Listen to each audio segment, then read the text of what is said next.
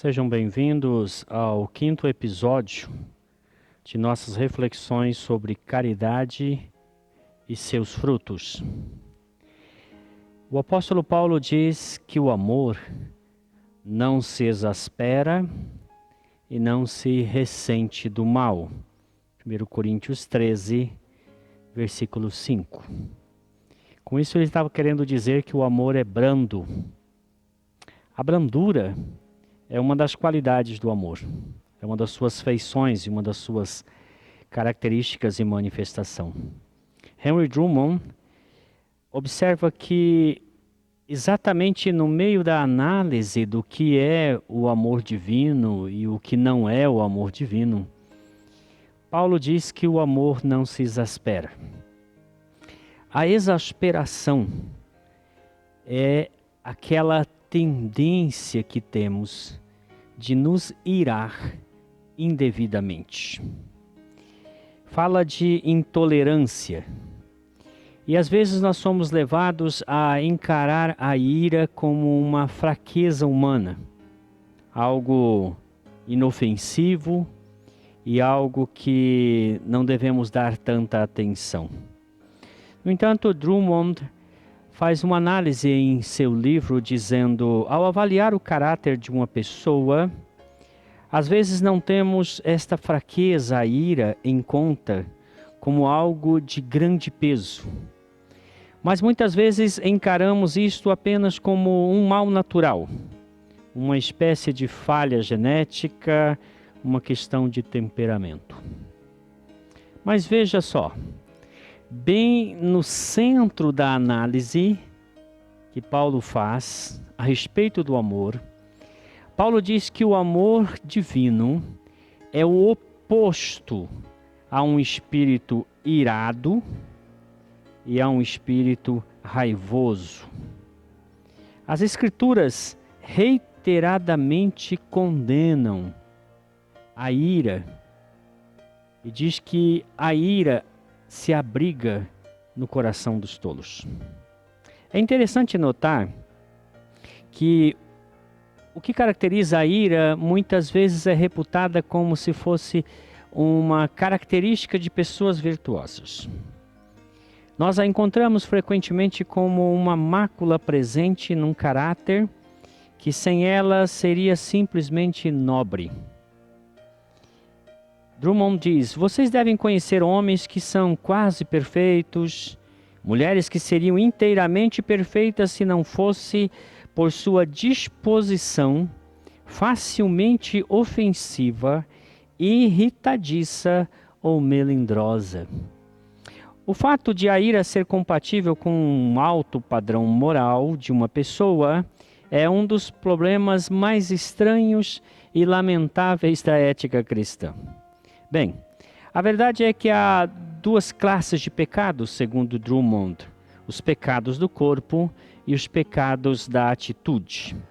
Por exemplo, o filho pródigo, ele é um exemplo dos pecados do corpo, enquanto o irmão mais velho é um exemplo dos pecados de atitude. Bom, quando consideramos e perguntamos qual é o pior, invariavelmente somos levados a pensar que os pecados do corpo, representado pelo pródigo, são os piores pecados. E, na verdade, não é assim. Os piores pecados são os pecados da atitude. Até porque eles se escondem. E porque eles são, na verdade, mais sintomáticos do que a enfermidade em si. Eles, ao aflorar, falam para nós que há algo muito pior por trás, algo muito mais sério a ser tratado. Assim, quando nos dispomos a pesar pecados e começamos a pensar nos piores ou melhores pecados, nós cometemos um equívoco porque, na verdade, nós somos levados, invariavelmente, a julgar os pecados do corpo como piores que os pecados da atitude. No entanto, os pecados da atitude são exatamente aqueles que Jesus está combatendo nesta parábola do filho pródigo. Observemos o irmão mais velho. nós precisamos creditar a ele algumas virtudes. Ele é digno, ele é trabalhador, diligente, ele é paciente e cumpridor dos seus deveres como filho mais velho. Mas observem quando o filho mais novo retorna para a casa do pai. Ali nós temos um homem zangado, que não quis entrar, e este comportamento irritadiço, irado, afeta não somente a ele, mas também a seu pai, aos servos, aos convidados e até mesmo ao seu irmão mais velho. Seu irmão mais novo, desculpa. Quanto a isso, nós podemos perceber que o pecado da atitude, além de ser de natureza muito mais profundo e pior, ele afeta mais pessoas. Quantos filhos pródigos são mantidos fora do reino de Deus devido ao desamor dos que alegam estar dentro dele? É a pergunta que Drummond nos faz. Nós vemos no irmão mais velho o quê? Ciúme, raiva, orgulho, ausência de caridade cristã, crueldade, convicção de que é o dono da verdade, melindre, teimosia e rabugice. Eis o que contém esta alma sombria e sem amor. Todos são em doses variadas, os mesmos ingredientes que formam a ira e a intolerância. O irmão mais velho, por mais virtuoso que nos pareça, é na verdade uma pessoa irada e intolerante. É exatamente esse espírito do irmão mais velho que nós precisamos aprender a lidar e não permitir que ele nos tome. É realmente necessário atentarmos para a gravidade da ira. Não se trata apenas do que ela é em si, mas dos seus resultados nefastos.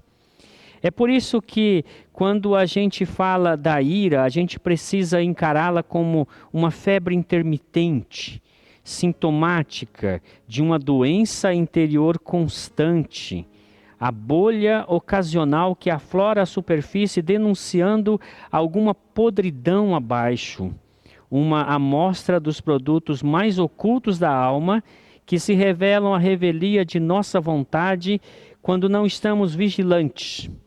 Em resumo, a ira ou intolerância desencadeia umas centenas de pecados horríveis contra o espírito cristão. Num surto de ira ou ato de intolerância são representadas instantaneamente as mais graves carências do espírito humano. As carências de paciência, bondade, generosidade, afabilidade e altruísmo. Exatamente as características que Paulo acabou de apresentar a respeito do amor. Onde o amor divino está, ali está a paciência, que é contrária a um espírito irado e raivoso. Ali está a bondade, ali está a generosidade, ali está a afabilidade, ali está o altruísmo. Todos eles contrários a esse espírito irado e raivoso. Em sua 9ª preleção, Jonathan Edwards trabalha especificamente a questão da ira. Para ele, é importante deixar claro que nem toda ira é pecaminosa. A Bíblia fala da ira de Deus. E a ira de Deus não é vista nas Escrituras como pecaminosa, pelo contrário, ela é santa, porque se direciona a objetos que são dignos dela. Ela se apresenta no momento certo, pelas razões certas e na medida certa. E nesse sentido, então, Edwards diz que o amor divino não se opõe a todo tipo de ira, até porque Paulo disse: irai-vos e não pequeis, indicando que existe uma indignação que é legítima, e essa indignação é contra a injustiça, é contra aquilo que ofende Deus. Nesse sentido, então, a ira é devida e ela não é pecaminosa e não é contrária ao amor divino em nosso coração. Mas qual é a ira contra a qual o amor divino está em oposição? é a ira indevida, primeiramente em sua natureza.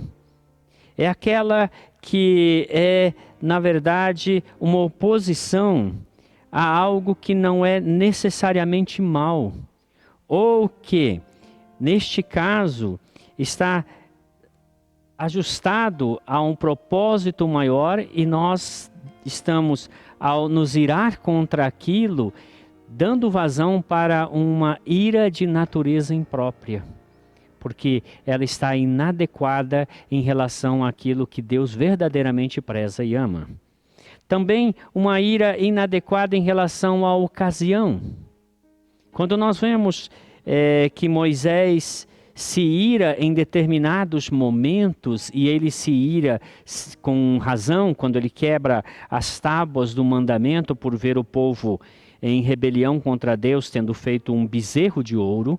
Ali nós temos uma ira justa, uma ira que em sua natureza é correta porque ela se opõe a algo que é contrário ao mandamento divino. Eles estavam adorando um bezerro e estavam praticando prostituição. Mas quando Moisés fere a rocha, ele se ira contra algo que ele não deveria se irar. O povo estava sedento e o povo queria água, e ele se ira naquele momento. A sua ira é de uma natureza equivocada em um momento errado, e por isso ele foi punido, não podendo entrar na terra prometida. É nesse sentido que a ocasião também deve ser levada em consideração quando nós falamos sobre ira devida ou indevida. Em terceiro lugar, existe aquela ira indevida com relação à sua finalidade. Se nós nos iramos e procedemos de maneira precipitada, sem levar em consideração o motivo de estarmos irados, nós estaremos cometendo um pecado de permitir que esta ira, abrigando-se em nosso coração, nos leve a cometer outros tipos de pecado. Por isso é importante entendermos a razão pela qual estamos irados, ou porque seria justo se irar, e o motivo mais elevado pelo qual poderíamos, de alguma maneira, demonstrar alguma indignação ou ira, seria quando a glória de Deus é ofendida, não havendo razão para outras finalidades que não fosse essa acima de todas. E também nós podemos pensar numa ira indevida quando ela extrapola em suas medidas, quando ela se mostra exagerada. Assim ela se torna ímpia quando vai além, quando excede em graus. E nesse sentido, ela pode ser dotada de uma falta de moderação, e dessa maneira nós nos apressamos a nos irar, nós deixamos que a ira fique em nosso coração, como Paulo disse, olha, irai-vos e não pequeis, não se ponha o sol sobre a vossa ira. Então uma ira alimentada ou uma ira exageradamente expressa é uma ira pecaminosa. E é contra esse tipo de ira que o amor divino está colocado em nosso coração e se opõe. Nesse sentido, então, precisamos voltar os nossos olhos para entender que não é contra toda a ira que o Espírito do amor divino se opõe, mas a ira indevida, e esta considerada em seus muitos aspectos. Mas por que o amor divino se opõe à ira? Porque invariavelmente a ira, ela tem como origem o orgulho. Nós nos iramos indevidamente porque o nosso orgulho é ferido, porque somos contrariados, porque alguém disse algo que eu não gostei, porque alguém fez algo que feriu meu orgulho. E o Espírito Santo coloca em nosso coração humildade, o que é contrário ao orgulho. E por fim, Edwards diz que a outra razão para a ira é o egoísmo. Nós ficamos irados quando os nossos projetos não se realizam, quando alguma coisa vem contra aquilo que nós desejamos tanto, pelo qual lutamos tanto, e então nos iramos. Mas quando abrimos mão do orgulho e quando abrimos mão do egocentrismo e deixamos a humildade, o altruísmo encher o nosso coração, nós perceberemos que a ira, ela se vai, porque quando chega o amor de Deus em nosso coração, Ele fará com que a ira seja perfeitamente abrandada. Que Deus assim o abençoe, fazendo com que transborde em seu coração o amor de Deus, que é brandura. Que Deus assim te abençoe em nome de Jesus. Amém.